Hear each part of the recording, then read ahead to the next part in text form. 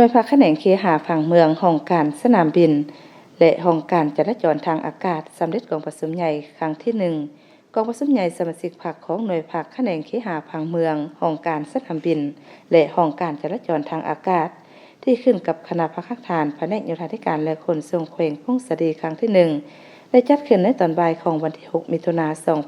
2025นี้ที่ห้องประชุมแผนกโยธาธิการและขนส่งแขวงโดยการเป็นประธานของสหายสมเพชรศรีสังบร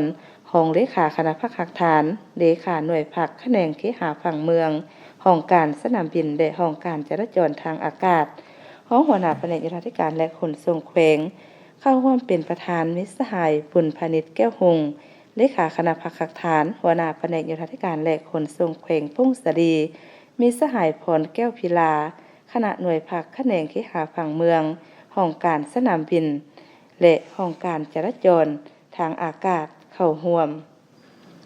มีคณะบุคลากรขันแขวงหน่วยพักอ้อมคางตัวแทนองค์การจัดตั้งมหาชน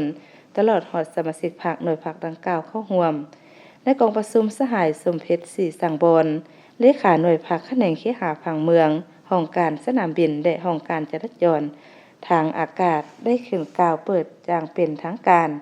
พร้อมทั้งผ่านทางบทรายงานการเมืองทั้งสองภาคและห่างบทสำรวจการนำพารวมของคณะหน่วยภาคระยะ5 ปี2021-2025ผ่านมาพร้อมทั้งผ่านทิศทางแผนการแต่ปี2026-2030ซึ่งระยะผ่านมาได้เป็นเจ้าการพันขยายมติกองประชุมใหญ่แต่ละขั้นเผยแพร่เสริมซึมให้สมาชิกพรรคพนักงานรัฐกรหันเป็นแผนการโครงการจัดตั้งปฏิบัติเฮ็ดให้พนักงานสมาชิกพรรคมีแนวคิดการเมืองที่นักแน่นที่นำพาจัดตั้งปฏิบัติเปียกงานวิสาเฉพาะอย่างตั้งหน้า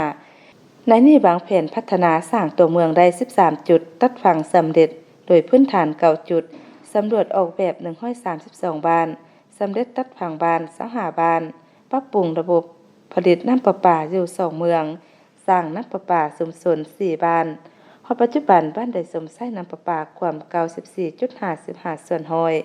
คุ้มครองติดตามกวดกาและบริการสนามบินสะดวกว่องไวปลอดภัยห้อยส่วนห้อยเที่ยวบินขึ้นลงปฏิบัติได้ 1,038 เที่ยวต่อปีเท่ากับ56ส่วนห้อยของแผนการนำพาซึ่งนำการป้องกันภายในมีความสงบดีสุขอยู่องค์การจัดตั้งมหาชนเคลื่อนไหวอย่างเป็นปกติปรับปรุงและก่อสร้างพักและพนักงานซึ่งขยายมหาชนก้าวหน้าเข้าพักได้1สหายปัจจุบันหน่วยพักแขนงเคหะผังเมืองห้องการสนามบินและห้องการจราจรทางอากาศมีคณะหน่วยพัก3สหายสมาชิกพักทั้งหมด15สหายหญิง2สหายเป็นเจ้าการในการกวดกาพักอย่างตั้งหน้าพร้อมกันนี้คณะพักสุดเก่าได้ขึ้นกาวลานาทีจากนั้นได้ดำเนินการปอนบัตรคัดเลือกเอาคณะพักสุดใหม่ซึ่งมีผู้สมัคร5สหายโดยเห็นดีเลือกเอาสหายสมเพชรศรีสังบรเป็นเลขาสหายพรแก้วพิลาเป็นรองและสหายสอนสาลีปิจวงศ์เป็นกรรมการคณะหน่วยพักทั้งเป็นประธานกวดกา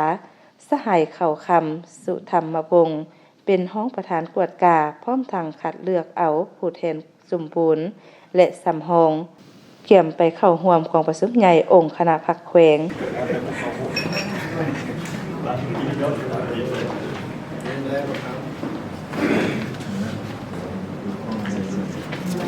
เ